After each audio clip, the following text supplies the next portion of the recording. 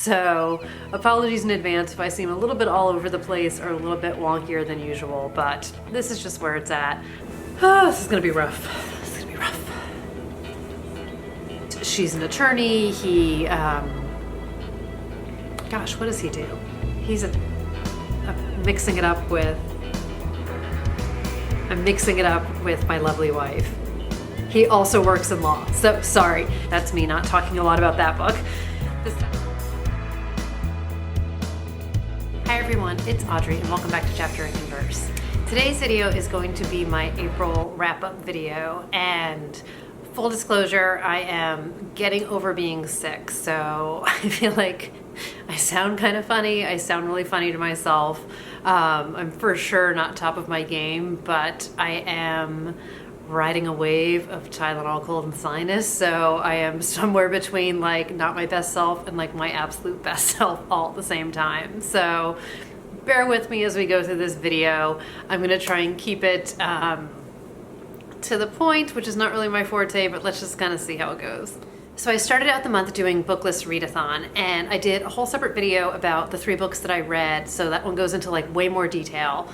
But super quickly, in case you missed it, I read The Wife Between Us by Greer Hendricks and Sarah Pekkanen, and I did like part of it on audiobook, part of it in hardbook. I enjoyed the audiobook. This is my first mystery by the two of them. I really enjoyed it. I would say it's broken into 3 parts. Loved part 1, totally was down for part 2. Part 3 I thought held up, but like could have been amped up a little bit more to make it amazing. But I thought it was really good. And this is, you know, kind of pitched as like you think you know what this is, you think it's about the other woman, you know, you think you know what's happening in the story, but forget everything you think you know because you don't actually know anything.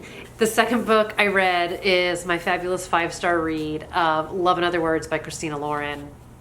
Another writing duo, another first book by them that I have read. Loved this book. I am obsessed with Elliot. He is my boyfriend. He doesn't know it, but he is. Obsessed with him and Macy together. I thought this was such a beautiful story. It's told in 2 different timelines about Macy and Elliot, who meet as teenagers, develop this, you know, friends to lovers, and then something happens where they don't talk for 10 years, and the book opens with them sort of literally bumping into each other at a coffee shop and sort of picking up the pieces, but there is something that we don't know, you know, of why they stopped talking in the first place. So sort of watching them rebuild a relationship, but then also watching the relationship build in the past tense.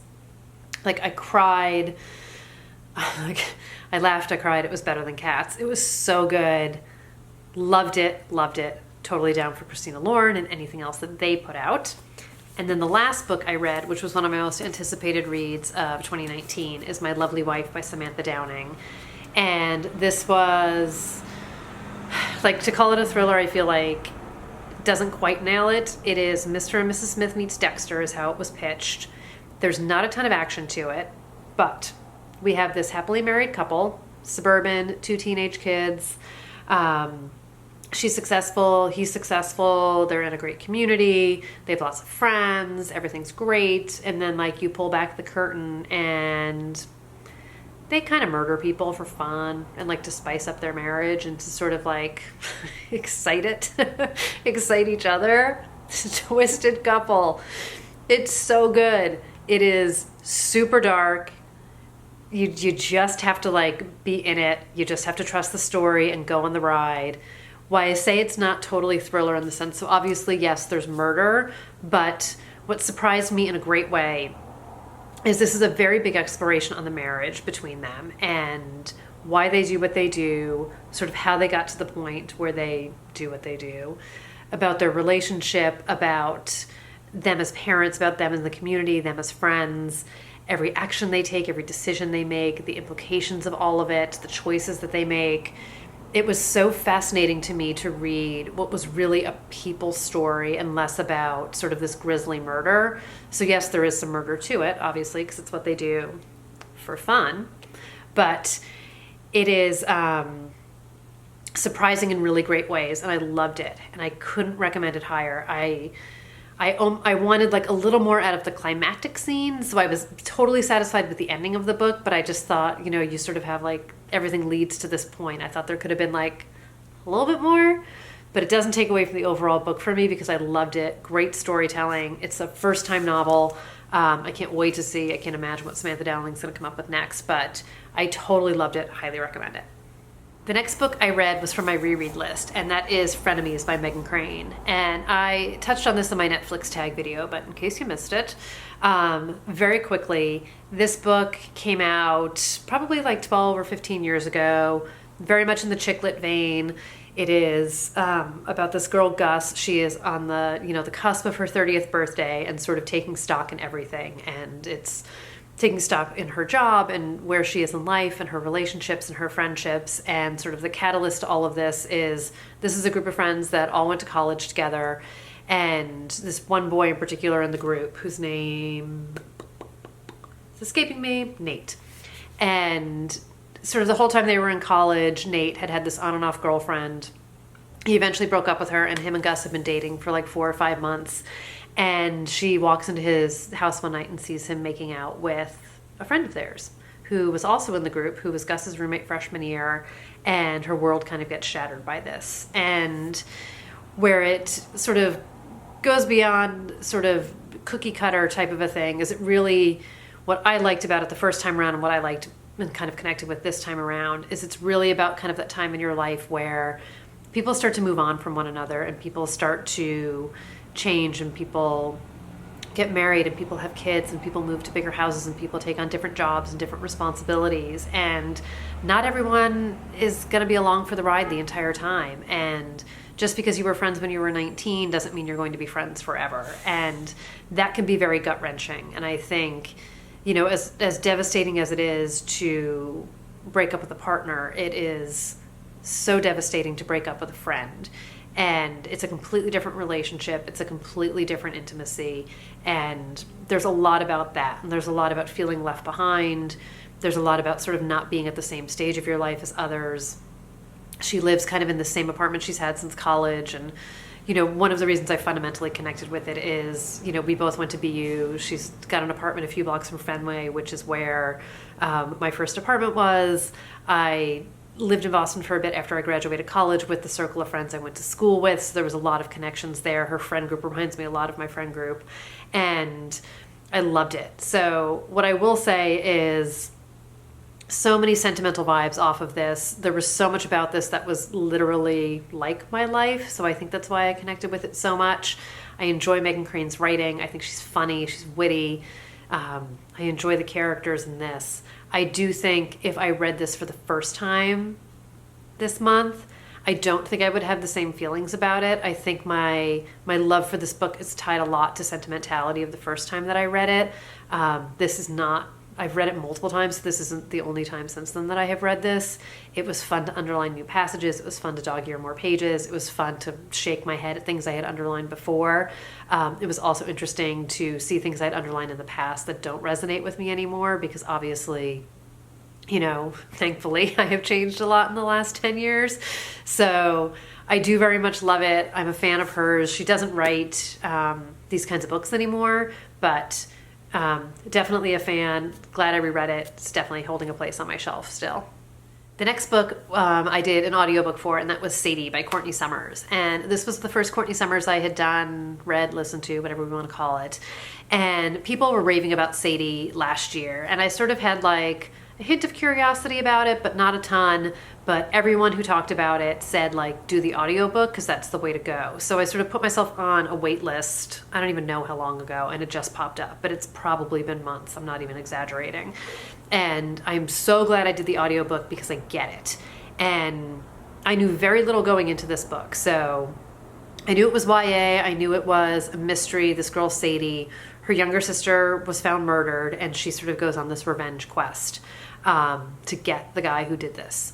And that was kind of all I knew. And it's that, but it's so much more. So that's sort of where the book starts. And Sadie is off on this revenge mission. And then sort of fast forward a few months and Sadie's car is found empty with no signs of Sadie. And we have this other storyline of this podcaster who sort of goes to small town America and does these human interest stories about, small town America. And Sadie's grandmother reaches out to him and is kind of like, I hear you do stories, I hear you look into things, help me, basically. And he's intrigued enough, and his editor's intrigued enough, and he starts doing the podcast. So the beauty of the audiobook is it's a completely fleshed out cast of characters, and they do an authentic podcast, and it has, advertising in it, and he's interviewing people in the diner, and you hear, plates clanging and the bell ringing when the doors coming and going and chairs moving, and he's out on the street and you hear the cars going by, and you obviously have all the different voices because you have all these different actors doing it, and you hear the birds in the background and everything, and it just feels like you're listening to a real true crime podcast, and you are following Sadie's journey, and then you're following sort of the podcaster behind her in her steps, and it's so well done. It's such an interesting story. I didn't feel like it was YA. Sadie's like 19 or 20, so I don't connect a lot with YA books. I basically feel sort of too old and too out of my element. I didn't feel like that at all in this. I completely was in it with Sadie. My heart hurt for her and what she was going through. This podcaster warmed my heart, how he was sort of on the mission to find out where she was and what happened. Again, I didn't know a lot about this book. Obviously, there's murder in it. There's also triggers for pedophilia in this. It's not played out on the screen, but it is discussed. So if that's something that you're not okay with, you might want to avoid this. There is some violence in it. It is it's just really well done. I'm really glad I listened to it. I'm glad I sort of pushed away my hesitation about YA books. I can kind of get very caught up in my own head sometimes and make judgments about things ahead of time. So I'm glad I didn't do it with this. I don't think my experience would have been the same had I just read the book. So I'm glad I hunkered down and waited for the audio. If you're at all interested in it, I would say just get on a wait list, and when it pops up. It's a pretty short book. I listened to it. I might have even done it in a day and a half or something like that. It was like listening to true crime. So it's like you really wanted to read it, listen to it. So it was great. I'm really glad that I did it. The next audiobook I listened to is Letters to a Young Writer by Colin McCann. And I had talked about this last month when I was sort of slumping across the board and was looking for some writing inspiration. So this is writer focused. It was maybe a 2-hour audiobook. I was back on Libby. I was looking for something else because the one I listened to last month didn't do it for me. And this one nailed it. Out of the ballpark. I had never heard of this book before. I had never heard of him before. It is, I don't know if it's 52 letters, and a whole variety of different subjects, from, inspiration to getting an agent, to getting your ass in the seat, to pushing through, to first drafts, to confidence, all of it, ideas, where it all comes from. And, I was put off a little bit at first, but I had read a little bit of the reviews about the young writer. And it's not at all targeted to somebody under the age of 20. And he even has a section on this where it's what is the young writer? And it doesn't matter if you're, 14 or 34 or 54 or 84. It is someone who is writing, and it's never too late. And ask Frank McCoy, ask any of these, Frank McCoy? Frank McCourt. Any of these people who have, written books later in life, and just because somebody writes something when they're young doesn't mean they're going to stick around for the long haul, and you just never know. And it's never too late. If you want to write. If you're interested, do it. And if you're looking for inspiration, listen to this. If you need a push, listen to this. It was the kick I needed. I was rewinding and feverishly jotting down quotes. I definitely need to get this book in my life for real. He narrates it himself. It was funny. It was no nonsensey. It was supportive. It was encouraging. It was inspirational. It was everything I needed it to be. I'm so happy I stumbled upon it because it was just nailed it. 100% nailed it. Loved it. Can't recommend it enough. If you're a writer and you need some inspiration, this one is for you. The next book I read / finally finished is What Alice Forgot by Leanne Moriarty. And I started this book in March, and I had talked about this. I want to say I tried to read this in Buzzwordathon, and I had a really hard time getting into this book. And I was in a slump last month, so I didn't know if it was me.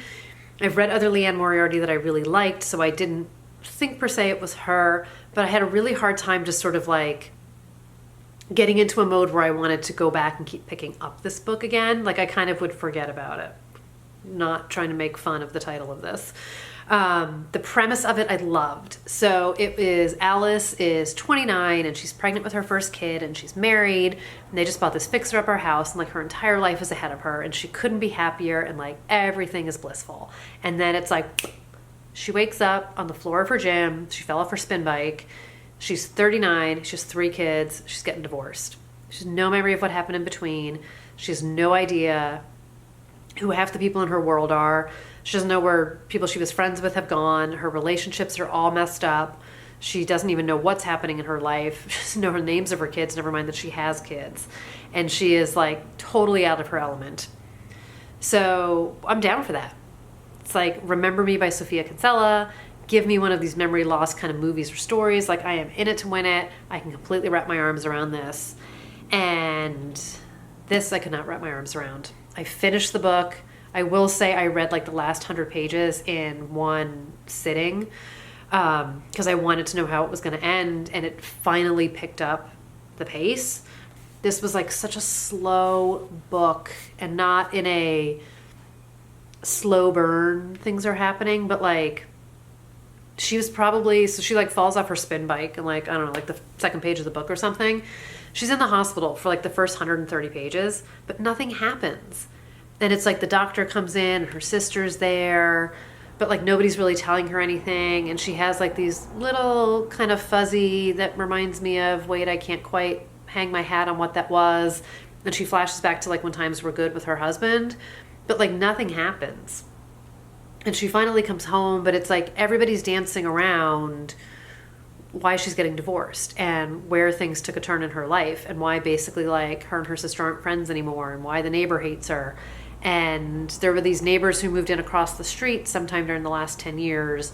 And something that happened with these neighbors is very critical to Alice's life. And anytime these neighbors come up, like everybody freaks out. Like everybody doesn't want to talk about it. Everybody turns their head the other way. Everybody pretends they didn't hear.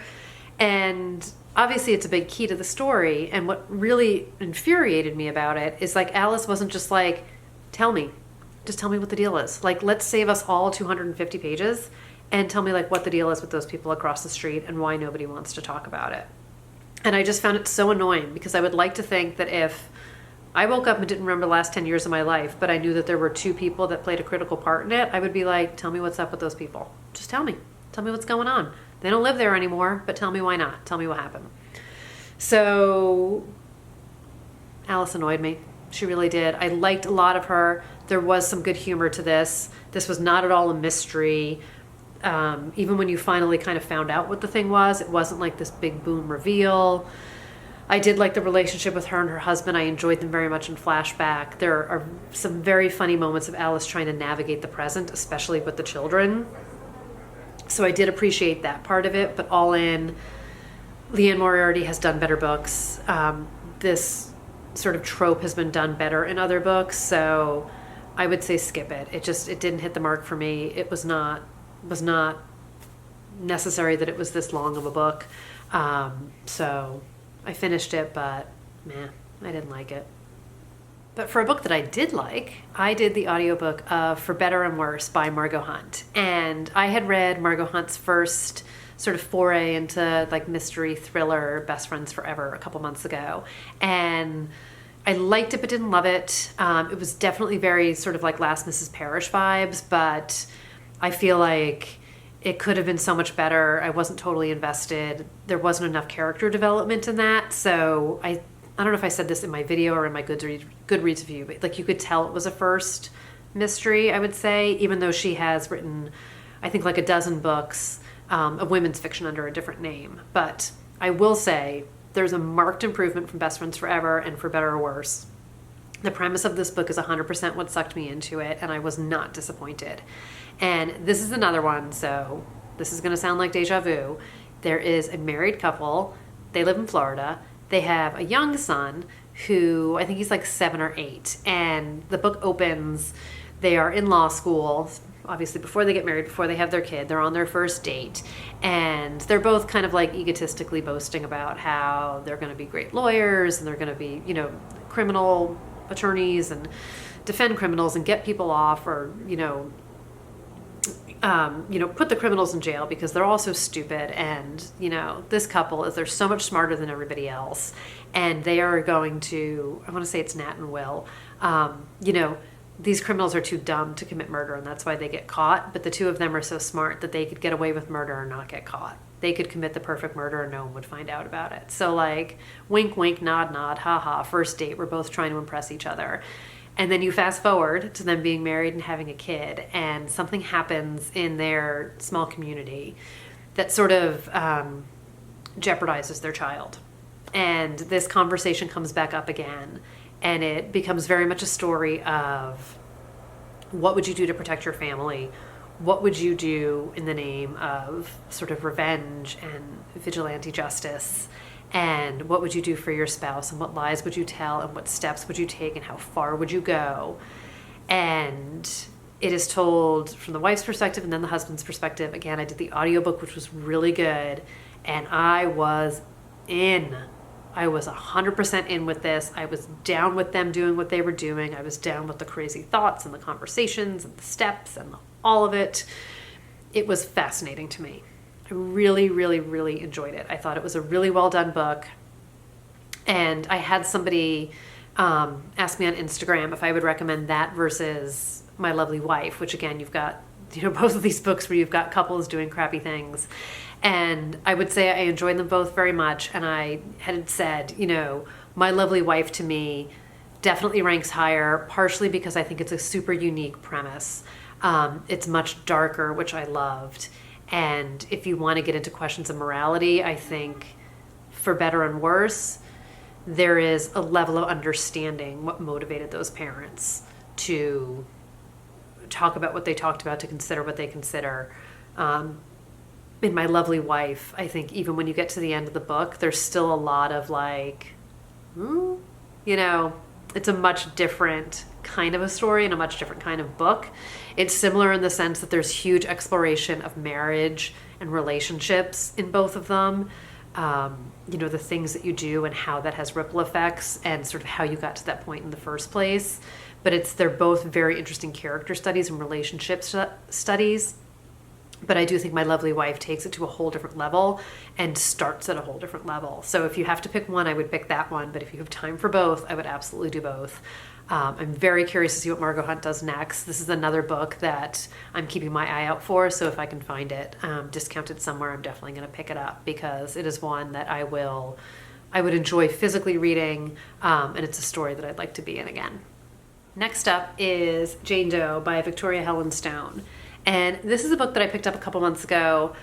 I have seen this hyped a lot, and I don't remember specifically whose channel I had originally seen it on, but it was billed as kind of like thriller, revenge story, a little bit unclear sort of what the character was up to, and I kind of debated it for a while, finally bought it, was super excited about it.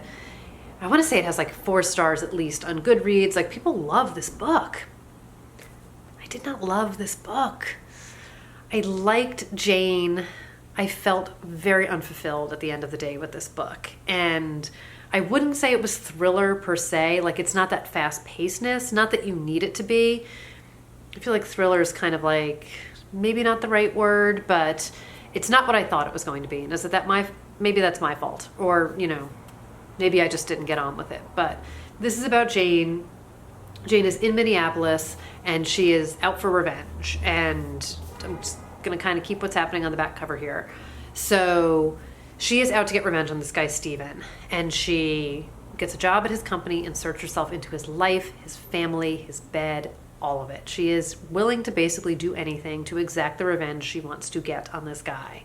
Now, mind you, he doesn't know who she is. He doesn't know anything. And we do find out what is driving her. But she basically will stop at nothing to get revenge. She's on a quest. I'm down for that. I am down for the darkness. I am down for the revenge fantasy. I understand why she's here. I understand what's motivating her. I get all of the pieces. And I would say that it started off with a lot of potential and a lot of promise. And I was with her and I was doing it, and there definitely are a few moments where there is like some great tension and oh my God, and what's going to happen and all of that kind of stuff. But at the end of the day, and Jane is a sort of self-diagnosed, self-proclaimed sociopath. Like, it's told from her perspective. You're in her head. There's nothing stopping her. But it let me down. And I think there was such an opportunity. I've used this phrase before in other videos, the Riverdale phrase. There was such an opportunity to go Dark Betty. And she didn't do it. The author didn't do it. She didn't take it there. And I feel like there was such a great opportunity to take a risk and to really just go for it. And she didn't. I think she played it safe.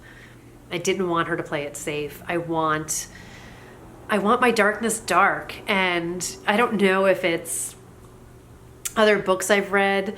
You know, my lovely wife has crowded me in 100 other things. I've watched too much Killing Eve, but I want my dark people dark. I want my revengey. Like, I want my crazy people crazy. Like, give me some Joe Goldberg. Like, go there. Just like take it to another level. Be unlikable. Be hateful. Like, not like make me hate you, but love you at the same time. And there's so much about Jane that I did really like, and I was rooting for her, and I was like in it with her, and she's got this like horribly dark humor to her, which is amazing. And she does some messed up things, which are amazing. Because this guy's a jerk. I mean, this guy's horrible. But it didn't take it to where I wanted it to go. So I felt unfulfilled at the end of the day with this one. And I'm sorry to say, because I know I've talked about it on this channel already, as being super hyped about it. And again, there's a ton of people on Goodreads who love it. So Jane as a character I enjoyed. That part was good. There was parts of the story I really enjoyed, but all in, it didn't do it for me. It definitely was a letdown for me. So I was bummed about that. So I hope nobody has picked this up because of me, because if you did, I'm sorry. Or if you did and you loved it, tell me, because I'd be super curious. I mean, we talk about this stuff all the time. Not every book is for every person, so it's all very subjective. But for me, this unfortunately just wasn't a hit. So, of course, I saved the best for last, and that is The Seven Husbands of Evelyn Hugo by Taylor Jenkins Reid. Oh my God, you guys. I can't even... Like, I feel like I still need a breath, and I finished this a few days ago. This book blew my mind. Everybody knows about this book. This has been on BookTube way longer than I have. I have never read Taylor Jenkins Reid before. This has sort of been on my like wish list for a while. I talked about it. I had like tried to get it from the library, been on wait list, blah, blah, blah. Couldn't get it. Saw it for $11 on Amazon, and I was like, I'm just going to do it. I'm just going to invest in it. I'm going to be optimistic about it. I would have paid $25 for this. Like, I would have paid face value for this book. This book just completely blew me away on every level.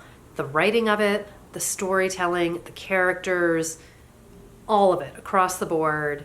I am down the Taylor Jenkins Reid rabbit hole. I am backlisting everything. I have already ordered Daisy Jones and the Six, and I know that some people, like, there's a lot of like mixed reviews on that one, but I watched some interviews with her. I read some interviews about it. I am already like, I've got the playlist from Spotify. Give me my Fleetwood Mac. Give me my Bruce Springsteen. Give me my Tom Petty. Most of it's already on my like iTunes anyway, or my playlist anyway. I loved this book. I love Evelyn. I love Monique.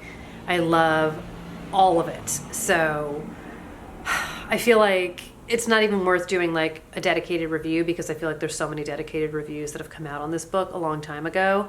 But I will say, if you have not read this, you absolutely have to read it. I read it compulsively. I read it quickly.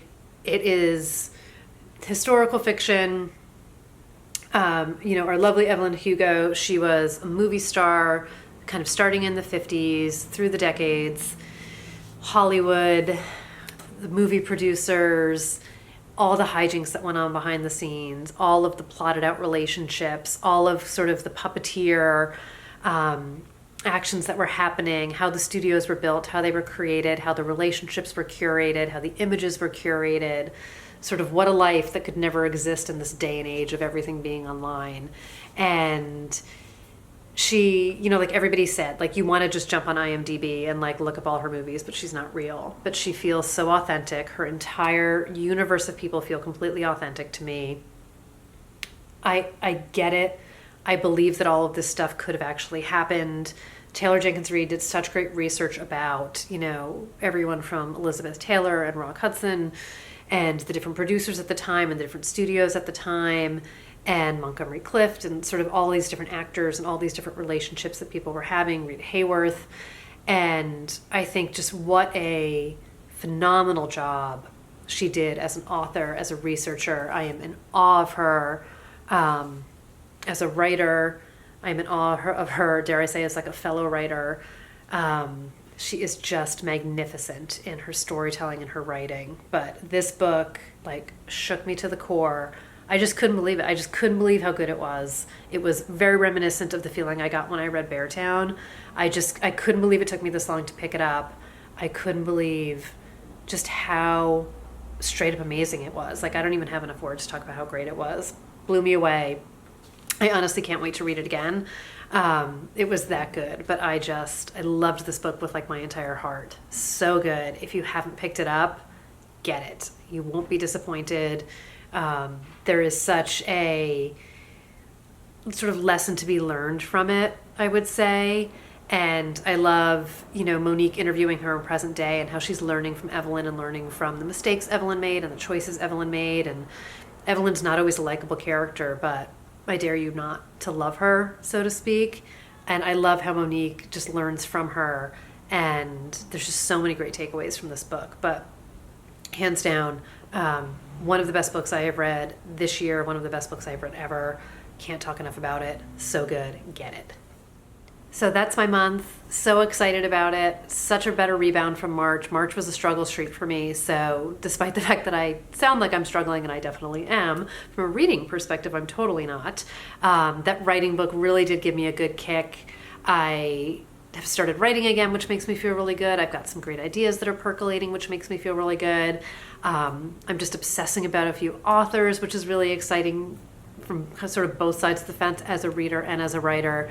But I couldn't be happier with these books, even the ones that aren't good. Like, I feel like there's a takeaway from everything that you read. Not everything is going to be a grand slam, and I completely understand that. So I'm glad I'm reading. I'm glad I'm picking some stuff off the shelf. I'm glad I'm discovering some new authors. Thrilled about Taylor Jenkins Reid. I can't say enough good stuff. So I hope you guys had a great month. I hope you guys read some great books. Let me know what your favorites for the month were. And if you've read any of these and feel differently, good, better, otherwise about them, for sure let me know that too. I'm really curious if anybody's read Jane Doe, because I did hear so much hype about it. So that I feel like is my biggest disappointment of the month. But again, not everything is going to be for everyone, and that's completely fine. So makes the world go round. But I'll be back soon. Hopefully I will be back to normal next time I'm filming, and I'll see you guys in that one. So thanks for hanging out today, and I'll talk to you guys soon. Bye, everybody.